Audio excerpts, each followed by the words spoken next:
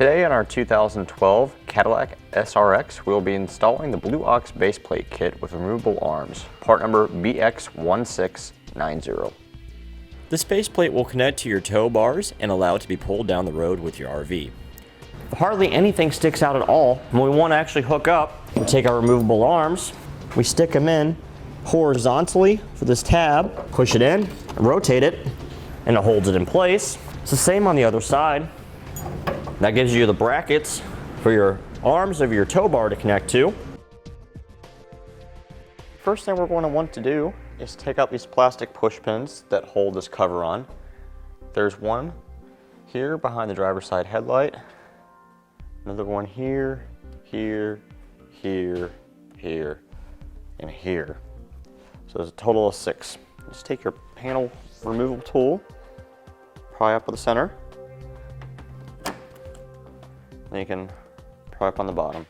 All right, once you have all 6 of those removed, just set those pins aside so you don't lose them. Remove this rubber piece here to start pulling up on it to release the clips that hold it in place. And we'll just flip it back and set it over the engine for reinstallation later. We can pull up on this plastic piece. Snaps right off like that. We'll set that aside as well.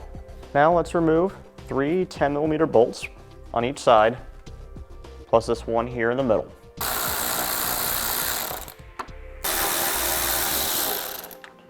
Now with these 7 bolts removed, let's set them aside with the plastic push pins we removed earlier. Now the next step is to remove 4 screws. Now that we have the wheel turned over to the passenger side, you have a screw here, here, here, and here. Now, these 3 screws here were Phillips heads, and for some reason this one here is a Torx. Pull the wheel liner back a little bit, and where the bumper cover meets the fender right here, there's a 7mm bolt going vertical. So let's go ahead and remove that on both sides.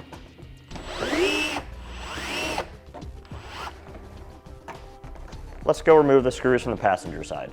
Now on the bottom of the bumper where it connects to the splash shield and the belly pan, there are 12 bolts, 7mm once again. They go across from the corner, one there, there, there, there, there, there, there, there, there, there, there, and there. Remove those.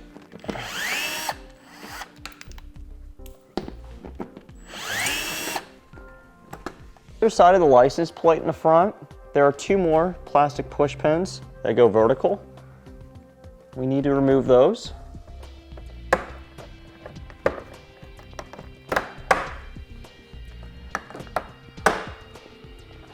Now with the help of an assistant, we can start pulling the bumper cover back. Lift up on it, and we'll slide it forward. Now with the bumper cover pulled back, and with an assistant helping you hold it up, this gray tab over here, pull it back, squeeze, and then there's a rubber hose here going to your headlight washer nozzles. Just go ahead,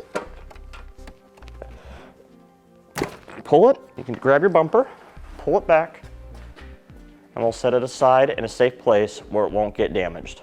Now with the washer hose that we disconnected for the headlight washer nozzles, to keep it from leaking, you can just take it up above where the bottle is, and we can take a piece of electrical tape and tape it to the side of the vehicle. All right, now that we have the hose for the headlight washer nozzle taped up here, it won't be leaking on us anymore and we won't lose any more washer fluid. We'll need to temporarily lower this cooler here. To do that, we'll just take out these 2 bolts right here. They're 10mm.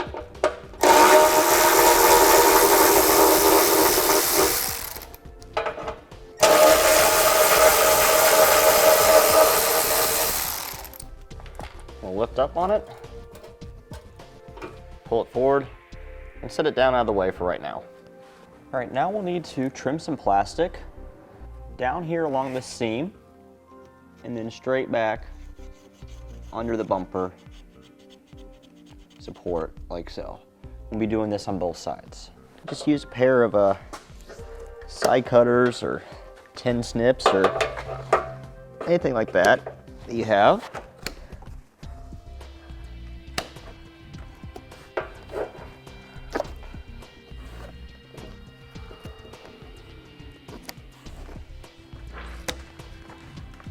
All right. The passenger side's a little bit different because we have this slot here where the hoses for the cooler go through.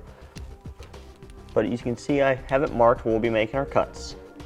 Now this hole here that was above the bolt that held the cooler in place, we'll be taking a 1/4-inch drill bit and drilling through the back side of the bumper support. We'll be doing the same for both locations. Where we've drilled the 1/4-inch hole, we'll take an 1 1/4 hole saw and drill through the front of the bumper.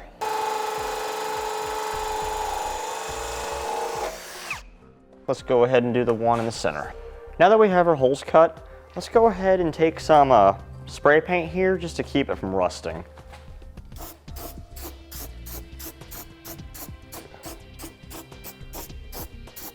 All right, we'll let that dry here for a little while and then we'll get back to it.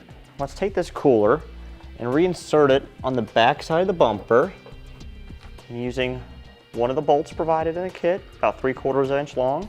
Stick it through in the hole that we drilled. Now we'll take the flange nut and a 7/16 socket and get it started. Let's do the same thing on the other side. Now on the passenger side, we'll have to drill another 1 1/4 hole in order to run our wire nuts through. Just pop this wire harness up and out of the way, and we'll use that as our guide hole for our 1 1/4 hole saw.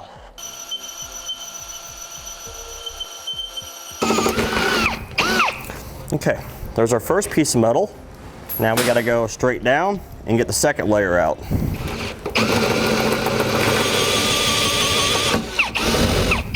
Now we're getting ready to install the base plate, but first we need to pop off this electrical connector here off the side of the frame.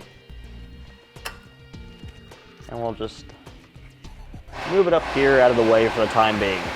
Let's go ahead and take off this temperature sensor. There's a plastic rivet on the back side. Just pop that off. Now with the help of an assistant, slide it behind the crash bar.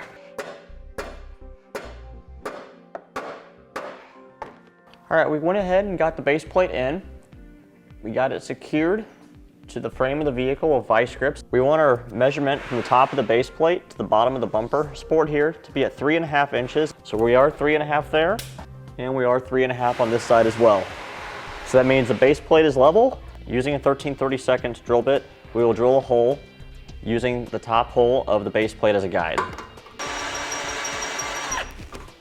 All right, now that we have both our top holes drilled on either side, using our 1.5 inch 3/8 bolt with a lock washer, we'll go ahead and put it through the top hole on our base plate on either side, making sure we put some Loctite on it before we tighten down the nut.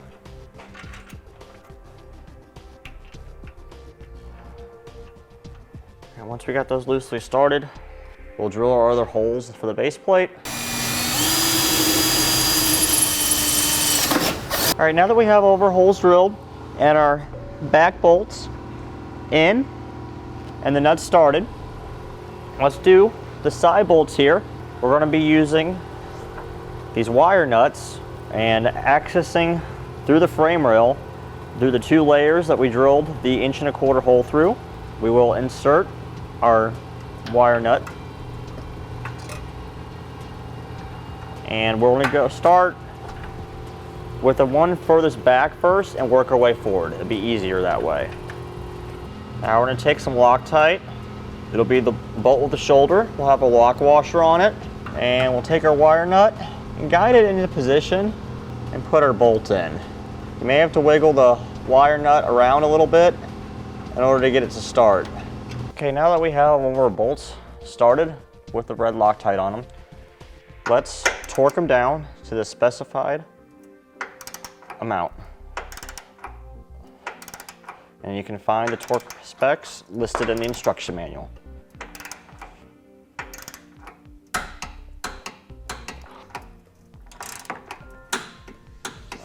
On the side ones, you'll want to put a wrench on the back side to hold the nut in place.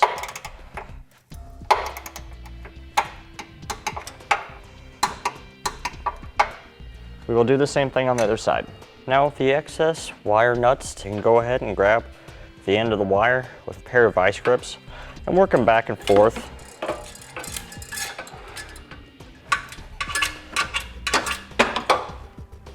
Now with this temperature sensor here, since we have to relocate it, I'm just gonna go ahead and zip tie it right here to this cooler to keep it out of the way. With that secured, we'll just cut off the excess of the zip tie on the back side. Now we'll want to attach our safety cables to this point here on the base plate, wrapping it around the subframe of the vehicle. So we'll just route it up. Make sure we don't pinch any wires or any hoses, anything of that nature. Take our quick link, snug it down, and we'll take our wrench.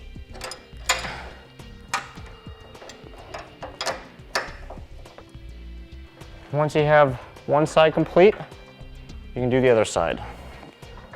Now this lower panel right here, we had to remove it in order to get some better access to our base plate, to hit it with a hammer to knock it up into position. It only has 3 additional 10mm fasteners on the bottom, plus 2 more screws here on the back side of the fender liner. So if you need to remove it, it's fairly easy to do. Right now, we're putting ours back in place. Now we have our fascia partially installed. We're testing the clearances on the grill opening. You may need to make some trimming in a couple places for the insertion of the removable arms. Let's go ahead and insert these arms. As you can see, we're able to put the removable arms in just fine without having to do any trimming.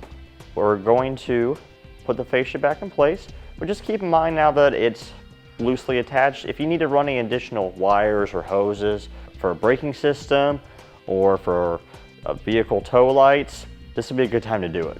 Now that we have our bumper cover back on, we can start by reinstalling our hardware. And that completes the installation of the Blue Ox base plate kit with removable arms, part number BX1690 on our 2012 Cadillac SRX. Click the link below to shop, learn more, or visit us at etrailer.com.